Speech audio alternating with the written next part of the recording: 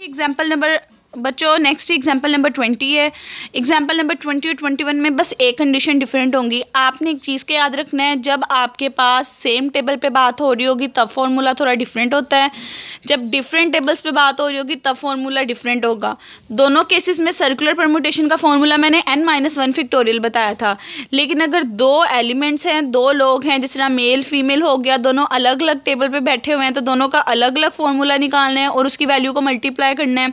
लेकिन अगर दोनों सेम टेबल पे बैठे हुए हैं, एक का आप लोगों ने इसके थ्रू फॉर्मूला निकाल देना है और एक का आपने टोटल निकाल देना है सिंपल n फैक्टोरियल लेके। जैसे कि देखिए, अगर दोनों डिफरेंट टेबल पे बैठे हैं तो पहले का फॉर्मूला भी ये होगा, दूसरे का फॉर्मूला भी ये होगा और उसे आपस में आपने मल्टीप्लाई कर देना है। ठीक है, ये आपके पास डिफरेंट टेबल के लिए। लेकिन अगर दोनों सेम टेबल पे बैठे हैं, एक का फॉर्मूला आपने n फैक्टोरियल ले लेना है, एक का फॉर्मूला n-1 फैक्टोरियल ले लेना है और उसको मल्टीप्लाई कर देना है। जैसे कि देखें, आपसे उन्होंने कहा है कि find the number of ways in which 5 men 5 womens can seated at a round table. अब देखें, वो एक ही राउंड टेबल पे बैठे हैं in such a way no two person of same sex is together. अब जब वो आपके पास एक ही राउंड टेबल पे बैठे हुए हैं, जहाँ पे डिफरेंट होंगे वहाँ मेंशन किया रहता है डिफरेंट टेबल्स। इसका मतलब ये दोनों में से किसी भी एक के आपने ये वाला फॉर्मूला लगाना है, किसी भी एक का सिंपल फॉर्मूला लगाना है और उसको मल्टीप्लाई कर देना है। अब ये ऐसी सिचुएशन है जहाँ पे मैन भी 5 हैं, वुमेन भी 5 है, दोनों में से एक पे आप फॉर्मूला लगा दें। जिस तरह मैन के लिए फॉर्मूला लगा दें n-1 फैक्टोरियल, उसकी वैल्यू निकालने। वुमेन के लिए डायरेक्ट जिस तरह मैंने आपको बताया, अगर वो सेम पे बैठे हुए हैं तो एक को आपने डायरेक्ट जितनी वैल्यू कही उसका फैक्टोरियल ले लेना है, दोनों को मल्टीप्लाई कर लेंगे तो एट द एंड आंसर आ जाएगा।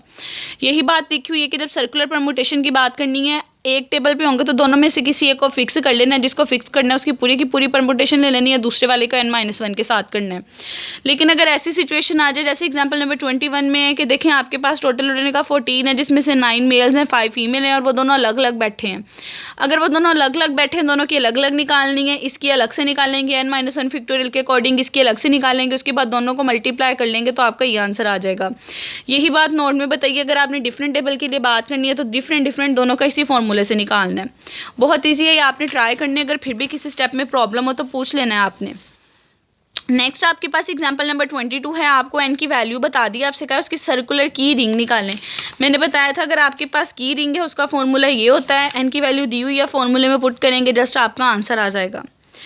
उसके बाद आ रहा है are circular permutation. Are circular permutation basically ऐसी परम्यूटेशन होती है जिसके अंदर आर ऑब्जेक्ट्स को आप डिस्कस कर रहे होते हो। टोटल n वैल्यूज़ होती है, उनमें से आर आपको लिमिटेड बता दी जाए कि इतनी डिफरेंट वैल्यूज़ के लिए बताएं, तो वो आर सर्कुलर परम्यूटेशन होती है। से आर सर्कुलर परम्यूटेशन लिखते हो, डिनोट उसे n-Q-R से करते हो, उसका फॉर्मूला ये होता है। परम्यूटेशन को आर से डिवाइड कर दोगे तो आर सर्कुलर परम्यूटेशन निकल आती है।